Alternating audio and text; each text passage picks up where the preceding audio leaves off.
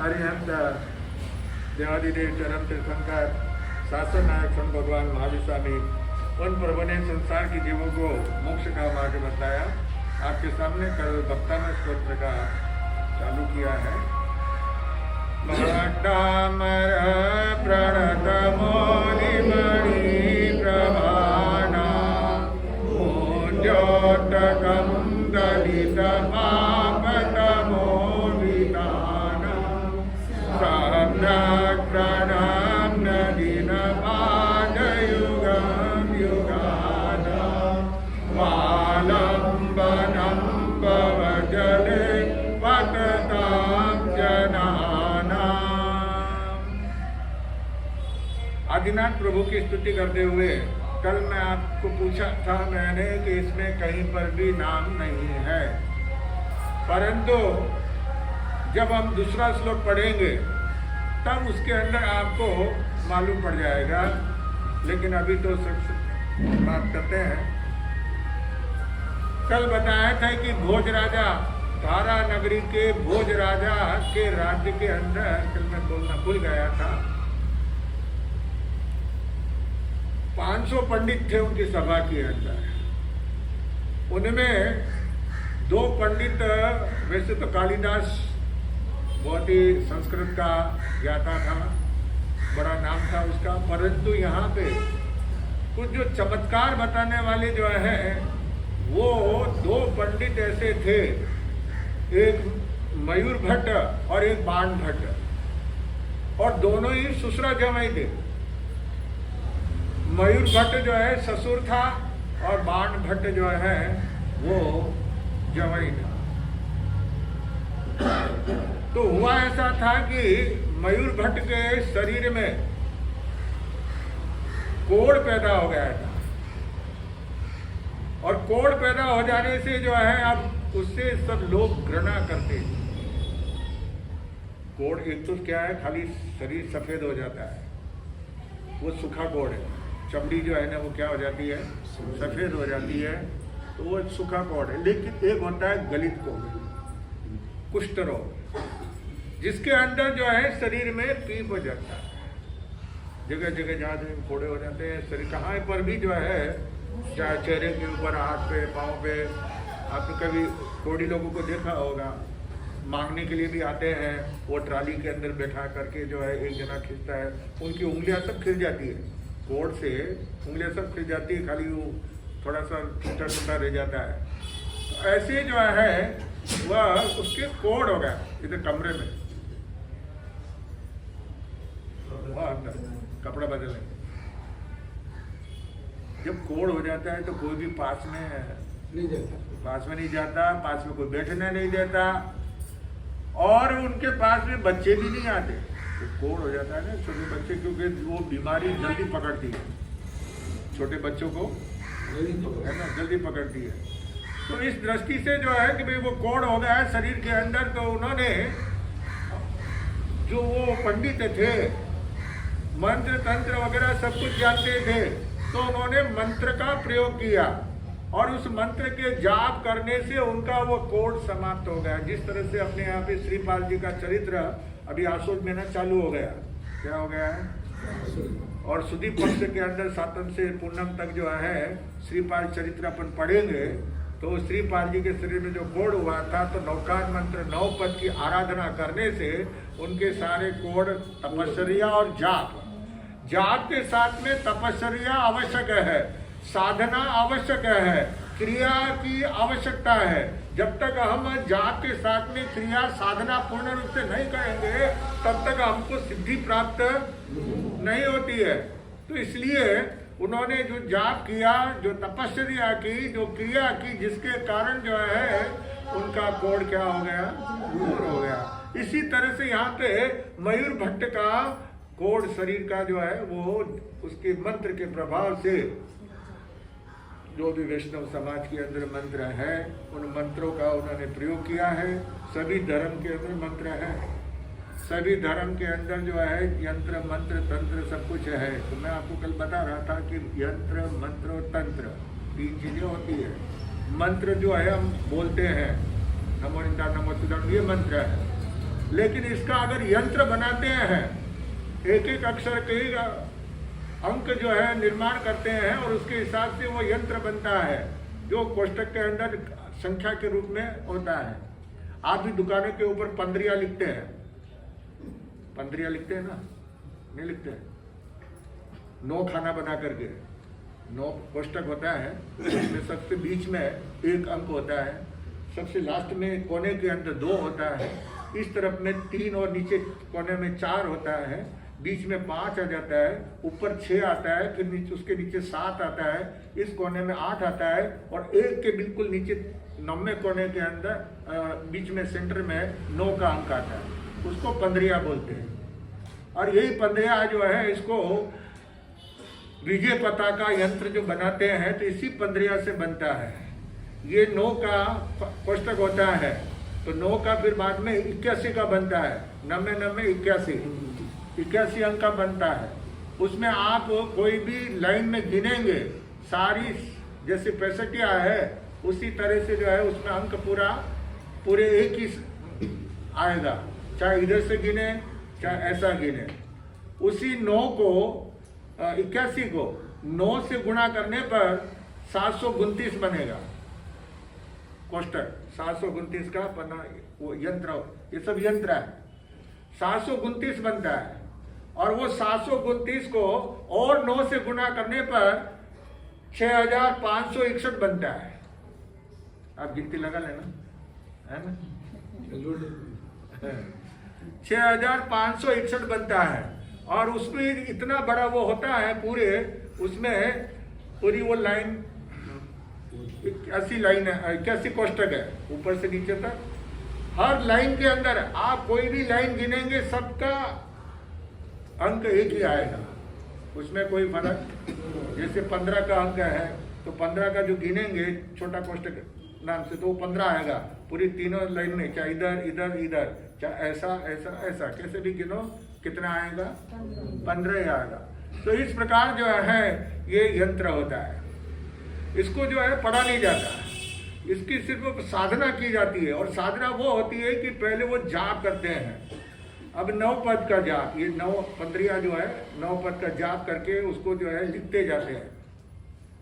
कोई जाप करना चाहे तो मैं आपको खुला बता रहा हूँ, कोई नहीं बताता है ना।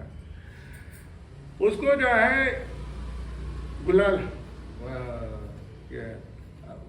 टिकी वगैरह लगाते हैं ना, क्या बोलते हैं, कंकु में, या जो है वो हनुमान जी के ऊपर जो लगाया जाता है सिंदूर, है ना, उसको चांदी की थाली में, या तो चांदी की थाली में, या आम का जो झाड़ होता है उसकी जो लकड़ी होती है पटिया, उस पटिया के ऊपर वो लकड़ी की कलम से उसमें जो है लिखा जाता है। जाप करते हुए जाना और वो अंक लिखते जाना है। 65 के ऐसे ही है, 65 जाप करते जाना, श्री नयम ईश्वर संभव सम, वो पूरा पाठ बोलना और वो अंक लिखना। तो इस प्रकार जो है ये जाप होता है। और ये जाप जब अगर सिद्ध हो जाता है तो मनुष्य की मनोकामनाएं सब पूरी हो जाती है। जो भी वो सोचता है उसका सारा कार्य जो है सफल होता है। उसके कर्म, साथ में कर्म नष्ट होते हैं, पुण्यवानी का उदय होता है और उसका भाग्य फल जाता है ना। तो ये उसको कहते हैं, मंत्र तो अक्षर है और यंत्र गणित है, अंक है ना। और तंत्र में सिद्ध और साधक 2 जने मिलते हैं और वो दोनों कार्य करते हैं साथ में मिल करके, उसको जो है वो तंत्र बोलते हैं, तंत्र विद्या की जाती है। ये सारे जितने जो है अघोरी वगैरह जो होते हैं, नागा साधु दिगंबर अपने संत नहीं, लेकिन जो नागा साधु वैष्णव समाज के अंदर में भी नागा साधु है, हजारों है। तो वो जो है अघोरी जो होते हैं वो कुछ भी खा लेते हैं, शमशान में रहते हैं, शमशान में रह करके वहाँ पे जो है वो साधना करते हैं, कापालिक की साधना करते हैं और वहाँ पे वो भूत प्रेतों को जगाते हैं। हिम्मत होती है तो बैठते, नहीं तो वहाँ शमशान में रात में सही आदमी भी जो है वो जाते हुए डर लगता है ना, अकेला रात में नहीं जाते। और उन अघोरी जो हो जाते हैं उनको वो विष्टा मांस या खाद्य शाकाहारी भोजन है क्या है उसका कोई फर्क नहीं पड़ता, वो लेटिन भी खा लेते हैं, अघोरी जो हो जाता है वो। तो ऐसे जो है ये साधना करने वाले, तभी तो वो जो है ये सब कामन टुमन वगैरह जो करते हैं, भूत प्रेत बाधाओं को जगाते हैं और वो दूसरे के ऊपर जो है क्या करते हैं, उच्चाटन वगैरह है ना, दूसरे के ऊपर घात कराते हैं। ऐसे लोग जो जिनको जो है थोड़ी सी कोई दुश्मनाहट होती है, उनसे बदला लेना होता है, तो ऐसे पंडितों से, ऐसे उन अघोरियों से मिलते हैं और उनसे जो है वो क्या कराते हैं, काम कराते हैं, सामने वाले को नुकसान पहुंचाने का काम करते हैं। तो इस प्रकार जो है वो मयूर भट्ट ने जो है वो साधना की, जिससे उसके शरीर का सारा कोढ़ क्या हो गया, दूर हो गया। और वो कोढ़ दूर हो जाने के बाद में तो अब उसका नाम हो गया, चमत्कार हो गया। राजा भोज उसके ऊपर बहुत प्रसन्न हो गए। उसका नाम ज्यादा हो जाने से तो उस जमाई को लगा, अरे तो ससुर जी का नाम हो गया, तो मेरा नाम क्या होगा, पीछे रह जाएगा। तो उसने भी ऐसे चमत्कार दिखाए राजा साहब को कि जिसके वजह से उसका भी नाम हो गया। अरे आदमी अपना अपना क्या करता है, अगर उसके पास में शक्ति थी, उस शक्ति का उसने प्रयोग किया और उससे जो है राजा साहब जो है बड़े खुश हो गए। और अब दोनों का नाम उस सभा के अंदर मयूर भट्ट और बाण भट्ट। तब उस समय जो है अब वो दोनों जो है कि आज हमारे पास में ऐसी शक्ति है, ऐसी ताकत है, आज किसी दूसरे धर्म के अंदर, दूसरे व्यक्ति के अंदर ऐसी कोई शक्ति है, ऐसी कोई ताकत है, ऐसा जो है उन्होंने आह्वान किया मयूर भट्ट ने और बाण भट्ट ने। क्योंकि कभी कभी क्या होता है, आदमी अभिमान आ जाता है, जिसके पास में कोई सिद्धि होती है, जिसके पास में कोई ताकत होती है, जिसके पास में पैसा होता है, जिसके पास में पद होता है, तो इससे क्या होता है,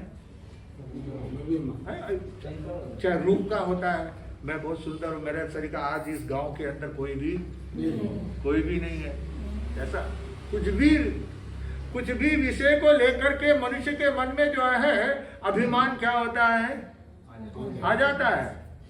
लेकिन कभी कभी कोई अभिमान तोड़ने वाला भी मिल जाता है। एक भाई को जो है अपने अच्छा गोरा वर्ण था, बहुत सुंदर था।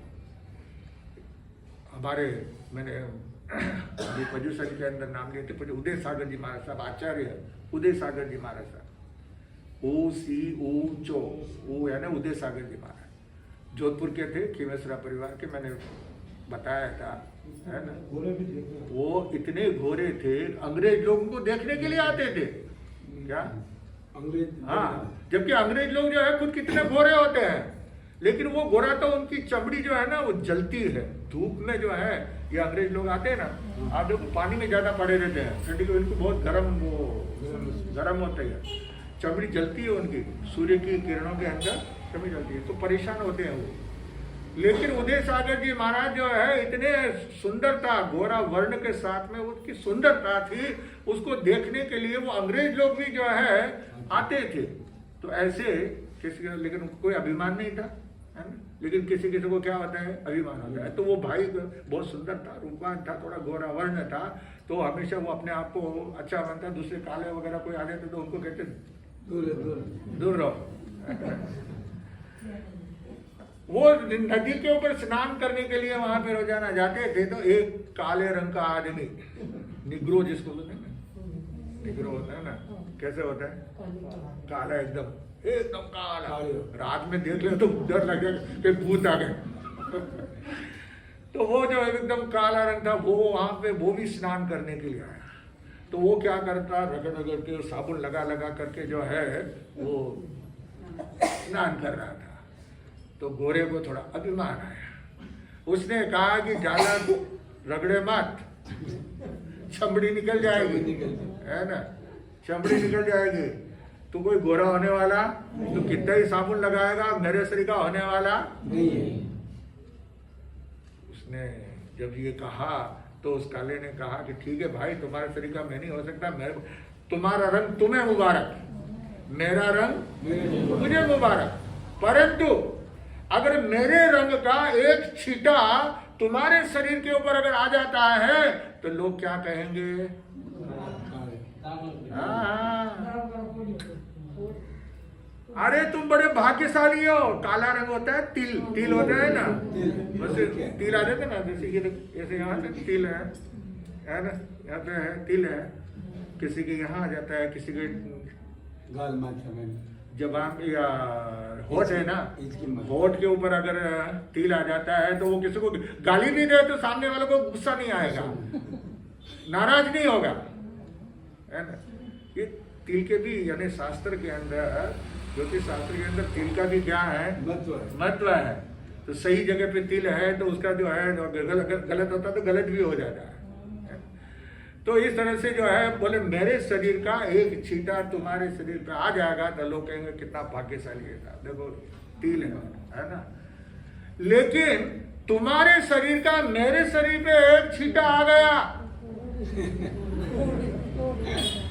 है? तो क्या हो जाएगा, लोग क्या बोलेंगे, कोड़ी है, कोड़ है ना, कोई पास में नहीं आएगा। इसलिए तुम्हारा रंग तुम्हें मुबारक, मेरा रंग मुझे, मैं जो मिला है कुदरत से मुझे उसका कोई नहीं है, तो मैं काम कर रहा हूँ, शरीर का मैल तो उतारना पड़ता है ना। तो ये है कि किसी किसी को अपने रंग का, रूप का, सौंदर्य का, जवानी का, पैसे का, पद का, प्रतिष्ठा का, इसका क्या होता है, अभिमान होता है। और इतने सब मिलने पर और उसके पास में शक्ति अगर आ जाती है तो और ज्यादा उसको क्या हो जाता है, अभिमान होता है। तो ऐसे इन पंडितों को अभिमान था कि हमारे पास में ऐसी शक्ति किसी और धर्म के अंदर नहीं है। तो वहां पे जो उन्होंने घोषणा करी कि आज ऐसा कोई है क्या, और किसी धर्म में ऐसी शक्ति है, ताकत है। तो वहां उस सभा के अंदर एक जैन भाई भी, वो भी जो है सभासद था, तो वो भी वहां पर बैठा हुआ था। उसने सुना और विचार किया कि ये कुएं की मेंढ क्या, ये कुएं की मेंढ क्या, ये कुएं में जो मेंढक होता है ना, उसका भी एक कारण है। क्या है कि एक बार समुद्र का एक मेंढक वो समुद्र में से निकल करके बाहर आ गया, और बाहर घूमने, हर जीव के घूमने की क्या रहती है, किसी किसी को घूमने की, फिरने की, है ना। तो वो समुद्र से बहुत दूर निकल गया, जमीन के ऊपर। अब वो धीरे धीरे जो है कुएं के पास में पहुंच गया। कुएं में उसने छलांग लगाई, पानी पीने के लिए अंदर गया। अंदर जो दूसरे मेंढक वगैरह थे, मेंढकियां वगैरह थी, उन्होंने देखा और देख करके पूछा, भाई तू कौन है, कहां से आया। अरे जी, अब देखो कुत्ता भी है, दूसरी गली का कुत्ता आ जाए तो उसको जो पूछेंगे तू कौन है, क्या निकल यहाँ से, तो हमारे घर में क्यों आया। वो जब तक नहीं भागेगा तो उसके पीछे उसको काटेंगे, उसको पछाड़ेंगे, उसको लड़ाई करेंगे, भगाएंगे उसको, गली में रहने। तो इसी तरह से उन मेंढकों ने, सबने जो है पूछा कि तू यहाँ कहाँ आ गया, तू कहाँ है, तू अलग तरह का दिखता है, तेरा शरीर हमारा शरीर जो है दिखता नहीं है। तूने कहा मैं बहुत बड़ी पानी का जलाशय है उसमें से आया हूँ। तो उस मेंढक ने कहा कि कितना बड़ा है, इतना बड़ा। उसने अपने हाथ फैलाया, उसके हाथ है ना, कितने हैं, छोटे से है, तो इतना सा है, बड़ा नहीं बहुत बड़ा है। तो कहा इतना है, नहीं बहुत बड़ा है। तब उसने एक थोड़ी सी छलांग लगाई मेंढक ने, बोले इतना है, बोले नहीं बहुत बड़ा है, और छलांग लगाई, बीच में पहुंच गया, कुएं के बीच में पहुंच गया पानी के अंदर। बोले इतना बड़ा, बोले नहीं, और आगे छलांग लगाई, इतना बड़ा नहीं, और बड़ा है। उस किनारे पे पहुंच गया, कुएं के सामने किनारे में पहुंच गया, इतना बड़ा, बोले नहीं इसे तो बहुत बड़ा है। किसको पागल बना रहा है, होता ही नहीं है। हमारे इस कुएं से बढ़कर कोई नहीं, पानी का जलाशय ही नहीं है। अब वो कुएं के मेंढक, कुएं में रहने वाले, उनको क्या पता समुद्र में कितना पानी है, कितना बड़ा है? क्या कुएं से बढ़कर नहीं है क्या? तो ऐसे ही कुछ लोगों को ये आदत होती है, वो क्या समझते हैं कि मेरे पास में धन है, मेरे पास में बंगला है, मेरे पास में सारी सुविधा है, ऐसा किसी के पास में नहीं है। तो उनको क्या हो जाता है, थोड़ा अभिमान आ जाता है। तो उस अभिमान को कोई न कोई तोड़ने वाला भी होता है संसार के अंदर। तो ऐसे जो है यहाँ पे वो बाण भट्ट और मयूर भट्ट को ये अभिमान था। तो वो श्रावक ने कहा कि बहुरत्ना वसुंधरा, बहुरत्ना वसुंधरा यानी ये धरती, ये वसुंधरा, वसुंधरा में जमीन, ये धरती, इसमें बहुत रत्न भरे हुए हैं। तुम क्या समझते हो कि तुम्हारे पास ही है? अरे संसार में बहुत एक एक से बढ़कर क्या है, एक एक से बढ़कर है, कोई किसी से कम नहीं। आप भी कहते हैं ना, लोग कहते हैं ना हम किसी से, इसलिए मैं हम किसी से कम नहीं कहता हूँ। क्या कहता हूँ? कोई किसी से कम नहीं। संसार में बहुत लोग हैं। वसुंधरा से ये धरती जो है, यानी वसुंधरा माता जो है, धरती माता जन्मभूमि हमारी जो है, मिट्टी के अंदर अनेक रत्न पैदा हुए हैं, अनेक रत्न है संसार के अंदर, अनेक धर्म है, अनेक धर्म के अंदर अनेक खासियत है, अपनी अपनी एक एक की क्या होती है, मान्यता होती है। तो इसलिए वो बहुत है। आप तो और बातें सब छोड़ो, हमारे जैन धर्म के अंदर में भी ऐसे ऐसे विद्वान हैं, ऐसे ऐसे ज्ञानी हैं, ऐसे ऐसे तंत्र मंत्र के वेद ज्ञाता है। तो बोले कौन है? तो हमारे यहाँ उस समय में आचार्य मानतुंग सूरी का जो है धारापुरी के अंदर ही विराजमान थे। तो कहा मानतुंग आचार्य, तो उनको बुलाया गया, उन्हें कहा गया कोई चमत्कार दिखाओ, जैन धर्म में कोई चमत्कार है या नहीं है? उन्होंने कहा साहब देखिए हमारा जैन धर्म जो है चमत्कार को मान्यता क्या, चमत्कार दिखाने के लिए आदेश नहीं देता है। चमत्कार तो अपने आप हो जाता है। अपने आप होता है। उसको दुनिया जो अपने आप बनता है उसको दुनिया जो है चमत्कार मानती है। बाकी कोई चमत्कार बताने के लिए भगवान ने आज्ञा नहीं दी है। फिर भी तुम जो है कहना चाहते हो तो आप मुझे बंदी गृह में बंद कर दीजिए। तब उन्हें जो है जेल में क्या कर दिया, बंद किया था। और कितने ताले लगाए थे? 48 ताले लगाए थे। और तब उन्होंने जो है भक्तामर स्तोत्र की क्या की थी, रचना की थी। तो इस प्रकार जो है ये घटना चक्र हुआ था। तो यहाँ पे भक्तामर स्तोत्र की जिसके अंदर बात चल रही थी अपनी, भक्त भगवान और भक्ति, क्या कर रहे, क्या कहा था कल? पहले तो भक्त, दूसरा भगवान और तीसरा भक्ति। भक्त होता है वो भगवान की क्या करता है। और उसके लिए मैंने एक भजन भी आपके सामने रखा था कि सच्चा भगत बन जाऊं भगवान तुम्हारा मैं, सच्चा भगत बन जाऊं भगवान तुम्हारा मैं। क्रोध निकट नहीं आने देऊं, शस्त्र चूक क्षमा का लेऊं, दूर ही मार भगाऊं भगवान तुम्हारा मैं, सच्चा भगत बन जाऊं भगवान तुम्हारा। संत गुणी जन जो मिल जावे, मद मत्सर नहीं मन में आवे, सादर शीस झुकाऊं भगवान तुम्हारा मैं। सच्चा भगत जो होता है, एक तो उसके पास में क्रोध नहीं आना चाहिए। जो भगत, जो अपने आप को भगत कहते हैं, लेकिन उसके अंदर क्या नहीं होना चाहिए। और आज कौन ऐसा है कि जिसमें क्रोध, थोड़ी थोड़ी बात में क्या हो जाता है, क्रोध आ जाता है, गुस्सा आ जाता है ना। तो क्रोध हमारे पास में आना, फटकना भी नहीं चाहिए, आने नहीं देना चाहिए क्रोध को। क्रोध को जो है तिलांजलि दे देनी चाहिए। कैसी भी विषम परिस्थिति आ जाए, कैसा भी समस्या सामने खड़ी हो जाए, सामने वाला कितना भी जो है आपको भला बुरा भी कह दे, तब भी जो है हंसते रहना, मुस्कुराते रहना। हमारे मामूलपेट के अंदर मिश्री लाल जी साहब कातरेला, जिनके पोते ने महावीर जी कातरेला ने 3 ओली लिखाई ना, 11,000 की। हाँ, उनके दादाजी जो थे मिश्री लाल जी कातरेला, कोई उनको गाली भी देते, वो जेब में हाथ डाल कर हंसते रहते, गुस्सा नहीं करते। और वो जो है अब सबको, चाहे वो गरीब हो चाहे धनवान हो, सबका सम्मान आदर करते थे। कोई उनको जो है गरीब आदमी कहता, हमारे और दूसरे बड़े लोग भी कहते कि हमारे घर आओ, तो पहले वो गरीब के घर पे जाते हैं। क्या? क्योंकि वो साधर्मी को मान्यता देते थे। तो ऐसे एक एक व्यक्ति के अंदर क्या होता है, गुण होता है। जब वो गुजरे थे ना, पूरा चितपेट बंद हुआ था, उनका स्वर्गवास हुआ था, मिश्री लाल जी का चला, उनकी पत्नी मिश्री बाई, दोनों का एक ही क्या था, मिश्री मल जी और मिश्री बाई, एक ही नाम था।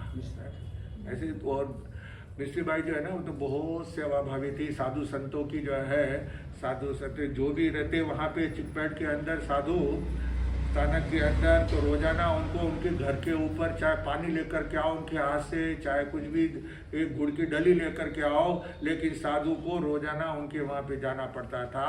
बिना गए हुए जो है वो मुंह में नौकार से नहीं पाते, है ना, ऐसा उनका नियम था।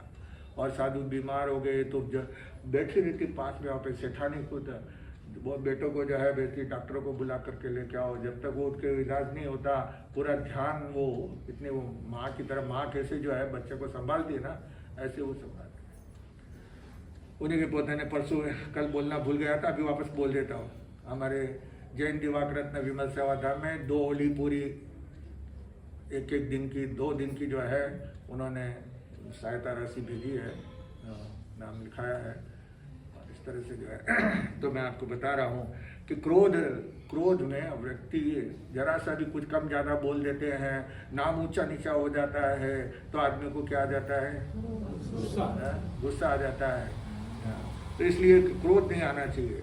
और तो मन में क्या होना चाहिए, अचूक शस्त्र कौन सा, तलवार भाला बर्छी वगैरह नहीं, क्षमा का जो है वो हमारे पास में शस्त्र होना चाहिए। क्षमा वीरस्य भूषणम, क्षमा करे, अपराध करने वाले को भी, तकलीफ देने वाले को भी, नुकसान पहुंचाने वाले को भी अगर हम क्षमा कर देते हैं तो वो सबसे बड़ा शस्त्र है कि सामने वाला पानी पानी हो जाएगा। आप उसको, सामने वाले को शत्रु है तो वो भी जो है क्या हो जाएगा, शत्रुता मिट जाएगी। क्षमा करेंगे तो उसकी जो है शत्रुता मिट सकती है। तो ऐसा जो है वो थे। तो क्रोध को जो है दूर भगा देना चाहिए। संत गुणीजन, जो भी संत मिल जाते हैं, भक्त का क्या कार्य होता है, भक्त वो होता है कि जो भी संत हो, कोई संप्रदाय का नाम नहीं होता है कि संप्रदाय को मैं मानता हूँ, संप्रदाय को मैं नहीं मानो, ऐसा कुछ नहीं। ये संप्रदाय तो एक व्यवस्था है। क्या है संप्रदाय? क्या है? एक व्यवस्था है, एक आचार्य है, वो अपने अपने जो है संतों को, अपने अपने आज्ञा में रहने वाले संतों की देखभाल करना, उनकी सार संभाल करना, वो व्यवस्था के लिए है। परंतु जो है उसमें संप्रदायवाद के अंदर नहीं पड़ना, क्योंकि संप्रदायवाद में अगर पड़ जाते हैं तो उससे आत्मा का कल्याण नहीं होता। क्योंकि वाद में जब पढ़ते हैं तो हमारे भीतर के अंदर राग और द्वेष पैदा होता है, और जब तक राग और द्वेष है तब तक जो है केवल ज्ञान नहीं होने वाला, कर्म कटने वाले नहीं है। और कर्म नहीं कटेंगे तो केवल ज्ञान नहीं होगा, और केवल ज्ञान नहीं होगा तो मोक्ष पद मिलने वाला कितने ही जन्म ले लो, करोड़ों भव कर लो, जब तक ये आत्मा में से राग और द्वेष समाप्त नहीं होगा तब तक आत्मा का कल्याण भी होने वाला नहीं है। इसलिए राग द्वेष को हटा करके जो भी संत गुणीजन, जो गुणवान है, हमसे जो है चाहे कैसे भी है, चाहे छोटे हैं चाहे बड़े हैं, किसी भी संप्रदाय के हैं, तो हमारा कर्तव्य कि हम महावीर के वो अनुयायी हैं, महावीर के पथ के ऊपर चल रहे हैं, त्याग में जीवन व्यतीत कर रहे हैं। हमसे तो क्या है, वो हमसे तो बड़े हैं, हमसे तो ऊंचे पद के ऊपर है, तो हमारा कर्तव्य होता है कि उनको नमस्कार करना। आज लोग नमस्कार करते हुए उनको जो है झुकते, अभी आपको आगे इसी में भक्तामृत स्तोत्र के अंदर बता रहा हूं मैं आपको कि नमस्कार करते हुए आदमी को क्या होता है, जो भक्त होता है तो वो तो इतना झुक जाता है। तो यहाँ पे भगवान के जो है भक्त कौन है, मणि प्रभाना, भक्तामर प्रणत मौलि मणि प्रभाना। मणि की प्रभा मैंने आपको कल बताया था। इंद्र महाराज के मुकुट के अंदर क्या लगी हुई है, मणियां लगी हुई है। और इंद्र महाराज जो 64 इंद्र हैं वो भगवान के चरणों में, और करोड़ों देवी देवता भगवान के चरणों में क्या करते हैं, नमस्कार करते हैं। और वो भक्ति से, क्या भक्त और भगवान और भक्ति, भक्त वो होता है जो भगवान को समझता है, संतों को समझता है, और संत आज के समय के अंदर हमारे लिए भगवान है। क्या है? भगवान। संत है कलयुग में भगवान, संत है कलयुग में भगवान, दीपक दूर करे अंधियारा, जहान होता भान, लेकिन अंधियारे कमरे में दीपक का ही मान, संत है कलयुग में भगवान। हमारे लिए संत इस समय के अंदर, क्योंकि दो पद हमारे सामने नहीं है, दूसरा पद तो मोक्ष में है, वो तो सामने होने का सवाल ही नहीं है ना। लेकिन पहला पद जो अरिहंत भगवान का है वो अभी हमारे पास में, हमारे सामने विद्यमान नहीं है। महाविद्य क्षेत्र में है परंतु यहाँ पर हमारे भरत क्षेत्र में नहीं है।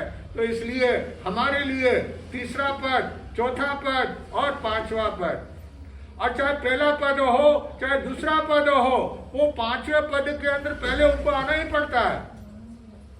समझ गए ना? क्या करना पड़ता है? पांचवा पद मुनि नमो लोये संसारम, लोक के अंदर विचरण करने वाले समस्त व्रतधारी महाव्रतधारी जो भगवान की आज्ञा में विचरण करने वाले हैं, वो जितने भी संत हैं ढाई द्वीप के अंदर, ढाई द्वीप 15 क्षेत्र में विचरण करने वाले जो भी हैं वो हमारे क्या है? मुनिराज है। उनको नमो लोये संसारम मतलब लोक में, क्या लोक में विचरण करने वाले। तो लोक तो बहुत बड़ा है, तो वो सब जगह में तो नहीं है, 15 क्षेत्र में ही है साधु, ऐसा नहीं है। कभी कभी कोई मुनि जिनके पास में विद्या होती है, जिनके पास में जो है वो पहले चारण मुनि होते थे, उनके वो जो है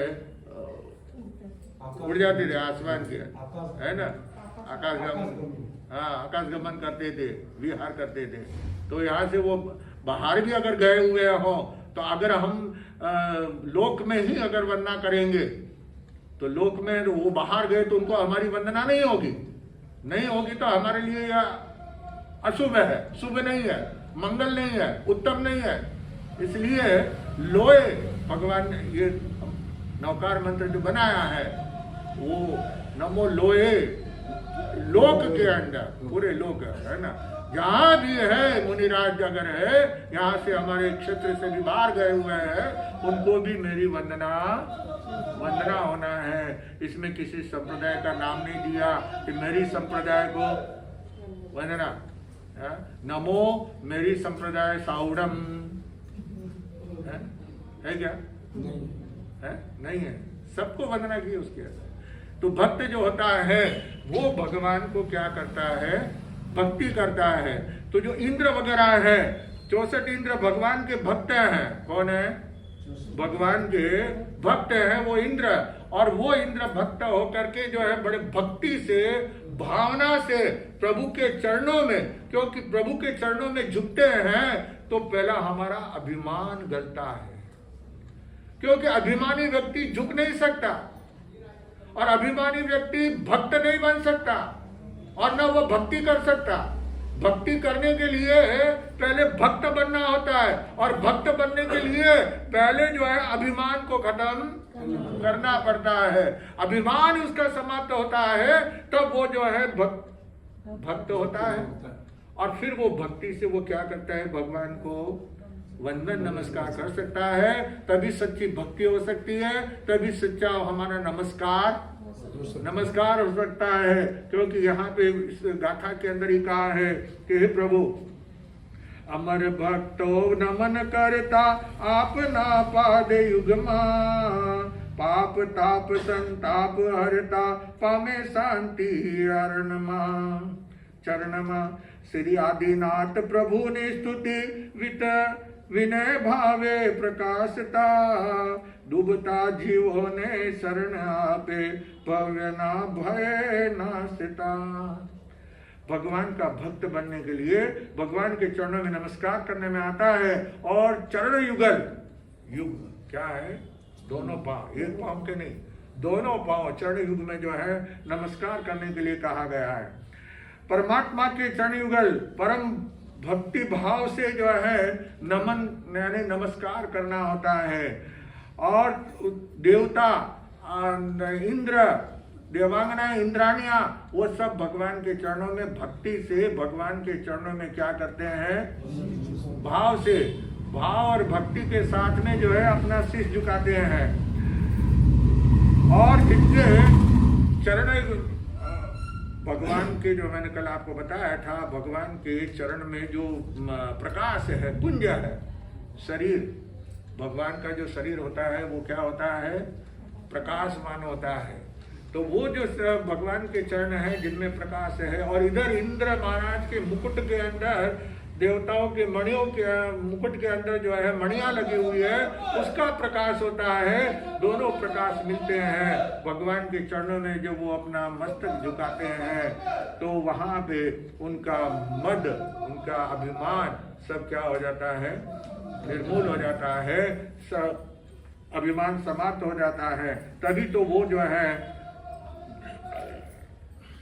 भक्त के जीवन में जो है व्याप्त भगवान के चरणों में भक्ति से जो नमस्कार करते हैं, तो जो हमारे हृदय के अंदर पाप कर्म है, पाप रूपी अंधकार है, वो अंधकार हमारा क्या हो जाता है, नष्ट हो जाता है। और प्रकाश से पूरे आत्मा के अंदर ज्योति प्रकट हो जाती है। संसार सागर में डूबते हुए, जैसे समुद्र में डूबते हुए व्यक्ति को एक तिनके का सहारा, क्या डूबते हुए आदमी को तिनका सहारा, नहीं तो डूबते हुए आदमी को कोई जहाज मिल जाता है, नाव मिल जाती है, तो उसका सहारा मिल जाता है, तो उसमें वो बैठ करके क्या कर सकता है, पार उतर सकता है। तो ऐसे ही इस भव सागर में से उबरने के लिए भगवान के चरण, भगवान की भक्ति हमारे लिए क्या है, नाव के समान है, जहाज के समान है, कि जिनके प्रभु के चरणों में जाने से हमारे पाप नष्ट हो जाएंगे, और हमारे पाप नष्ट हो जाएंगे तो हमारी आत्मा निर्मल बन जाएगी। ऐसा जो है, इसलिए जिनेश्वर भगवान के चरण कमल में भावपूर्वक नमस्कार करके, भाव वंदन करके आचार्य श्री मानतंग सूरी ने ये जो है स्तोत्र की रचना की है। तो पहली गाथा का वर्णन आपके सामने क्या है, अब आगे दूसरी गाथा का क्या कहते हैं वो आगे कल सुनने से पता चलेगा। चरित्र के अंदर आपको बताया था, चंपा नगरी के अंदर जो एक बुढ़िया माजी थी, उम्र वाली, लेकिन वो शुरू से ही उसका जीवन इस प्रकार का रहा था कि क्रोध क्या था उसके अंदर, और वो क्रोध भी बड़ा भयंकर है ना। छोटी छोटी बात के ऊपर जो है वो क्या है, लड़ना झगड़ना, ये उसका काम था। कोई पूछ ले माँ जी मजा में हो, मुझे माँ जी का, मुझे बाई कहा, मैं क्या तेरे बाप की लुगाई हो जो मुझे वो। अब किसी को भी आप बोलेंगे तो क्या बोलेंगे, यहाँ पे अम्मा जी क्या बोलेंगे, तो इसका मतलब ये थोड़ी होता है कि भाई सब बाप की लुगाई है। लेकिन वो माँ जी जो है बस वो भड़क जाती थी, कैसे सादा है आपने भोजन, मैं मंगती हूँ जो थारे पास में मांगने के लिए आयो, मेरे घर का खा लिया मैं, क्या समझा, मैं क्या भूखे मरती हूँ क्या, ये मुझे पूछ रहा है। यानी अब उसको कुछ भी बात, कुछ भी नहीं बोल सकते, कुछ भी बोलेंगे तो वो लड़ने के लिए, तो सारे गांव वाले घर घर के लोग परेशान हो गए कि इसको जो है क्या करें, कोई इलाज नहीं उसका। इसलिए सारे परेशान हो, और बिना वो बाहर बैठती है तो भाई बड़ेरा है, तो एक पहले जमाने में बड़ा विनय था कि भाई क्या करना है, नमस्कार करना है। तो बस, तो इसीलिए सारे परेशान थे कि इससे कैसे छुटकारा मिले।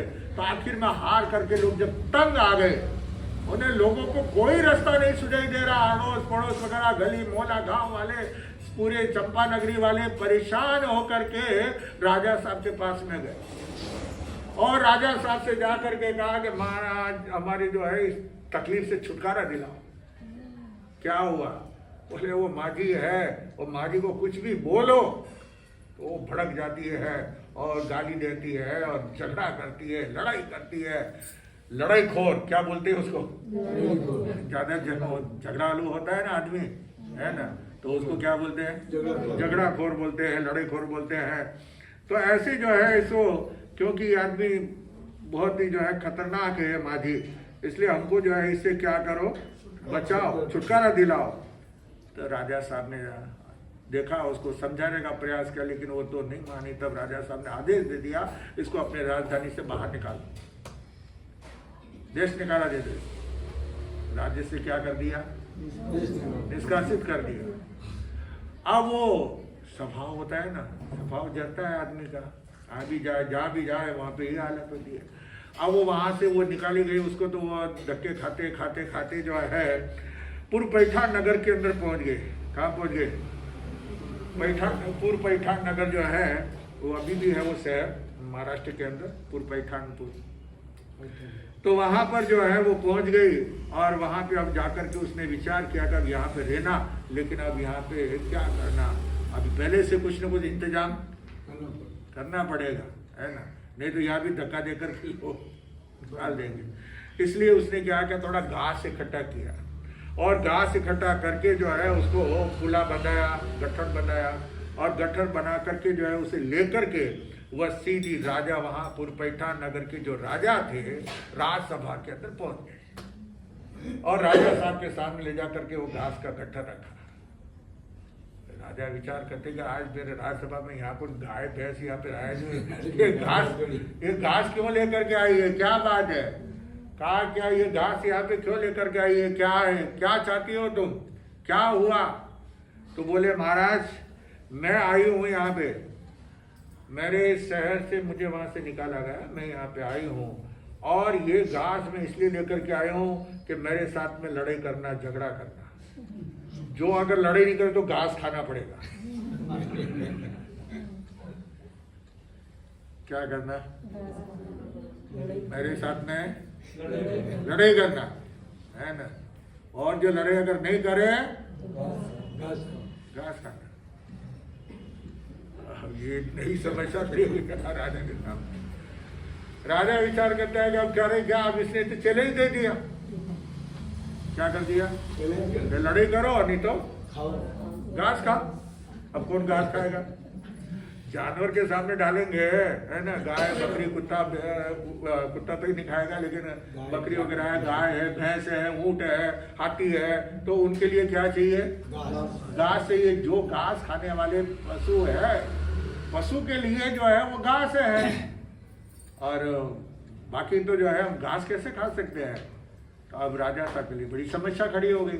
अब इसके लिए तो क्या करना पड़ेगा, कोई न कोई इंतजाम करना ही पड़ेगा।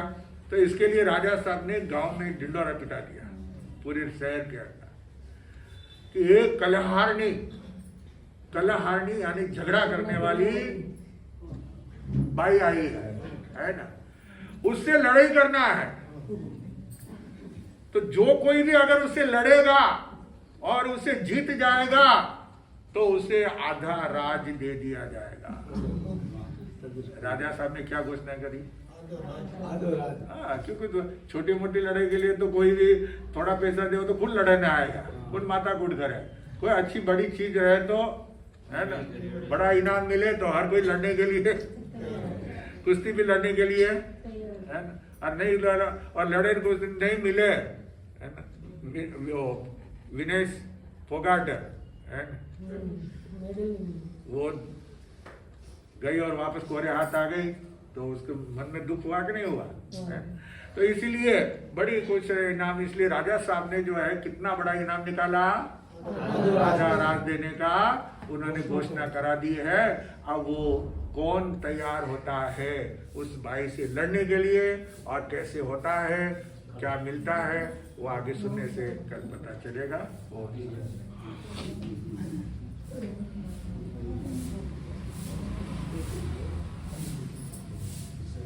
अर्थ विराजित परम पूज्य गुरुदेव तरुण तपस्वी विमल मुनि जी महाराज साहब के सुशिष्य स्वर्ण संयम आराधक सेवा शिरोमणि सेवा चक्रवर्ती जिन शासन प्रभावक सरसवाणी भूषण परम पूज्य गुरुदेव वीरेंद्र मुनि जी महाराज साहब की सुख साता पूछते हुए आपके पावन श्रेष्ठ चरणों में कोटि कोटि वंदन करते हैं।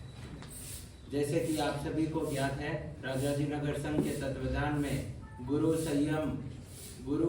अमर संयम महोत्सव मनाया जाएगा। रविवार के दिन गुरुदेव का प्रवचन यहाँ नहीं रहेगा। जब राजाजी नगर संघ के पदाधिकारी पधारे यहाँ और गुरुदेव से विनंती की कि गुरुदेव आपकी भी पावनकारी निश्रा हमें उस महोत्सव में जरूरी है, हमारे श्री संघ को चाहिए, तब गुरुदेव ने सहर्ष स्वीकृति प्रदान की और इसी निमित्त गुरुदेव रविवार के दिन 22 तारीख के दिन गुरुदेव यहाँ से LN प्रभु जो छत्रम है वहाँ विजयनगर पधारेंगे और गुरुदेव का व्याख्यान वहीं पर रहेगा। सभी महानुभावों से निवेदन कि उस दिन ज़्यादा से ज़्यादा संख्या में पधारे। आज गुरुदेव के प्रवचन एवं मांगलिक के पश्चात श्री जैन महिला मंडल की एक छोटी सी मीटिंग ऊपर जो 4th फ्लोर टेरेस में रखी गई है। सभी महिला सदस्यों से निवेदन कि आप गुरुदेव के मांगलिक के पश्चात ऊपर वाले हॉल में पधारे। आज गुरुदेव के प्रवचन के पश्चात श्री संघ की ओर से प्रभावना रखी गई है। सभी महानुभावों से निवेदन प्रभावना अवश्य लेकर पधारे और बाहर से पधारे हुए सभी महानुभावों के लिए भोजन की व्यवस्था ऊपर चौके में की गई है। सभी महानुभावों से निवेदन कि आप श्री संघ को आपकी सेवा का मौका जरूर दें। गुरु आज्ञा विरुद्ध, प्रभु आज्ञा विरुद्ध कुछ कहा हो तो इच्छा पचकान एकासना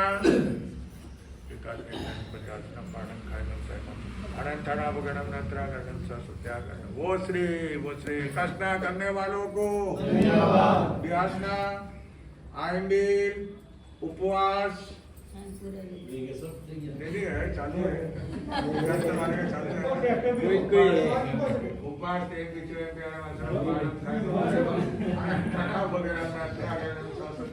वो तपस्या करने वालों को धन्यवाद।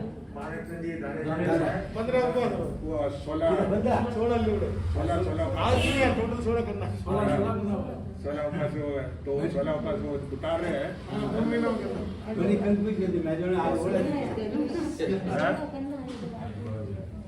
तो इस तरह से वो कल एकादशा था, आज उपास, परसों उपास किया था। एक एकादशा उपास चल रहा है इनके। एकदम कंफ्यूज हो गई बात में क्यों बोला वो है हमारे राकेश जी के हैं। हाँ, तो इस तरह से जो है ना धीरे चलेगा, धीरे धीरे चलता रहेगा। नहीं, एकांतर करने वाले जो है ना वो उनके भी चलेगा। आइए आज की माला जो है सुनतीनाथ भगवान, 5वें तीर्थंकर सुनतीनाथ भगवान के नाम की एक माला पहना और अभी जब तक नहीं खाते तब तक का पचकाने धुनता मनता वैसा कैसा सुनते प्रकार दिख रहे। वो श्री चतारी मंगलम हरियंता मंगलम सिद्धा मंगलम साहू मंगलम केवले बनंतो धमो मंगलम चतारी लोगतमा हरियंता लोगतमा सिद्धा लोगतमा साहू लोगतमा केवले बनंतो धमो लोगतमा चतारी शरणम पवज्यामि हरियंते शरणम पवज्यामि सिद्धे शरणम पवज्यामि साहू शरणम पवज्यामि केवले बनंतो धमो शरणम पवज्यामि हरियंतों का शरण, सिद्धों का शरण, साधुओं का शरण, केवले प्रपिता धर्म का शरण, चार मंगलिक चार उत्तम और सन्ना नहीं कोई होगा जो भवि प्राणी करे आराधन उसका। जय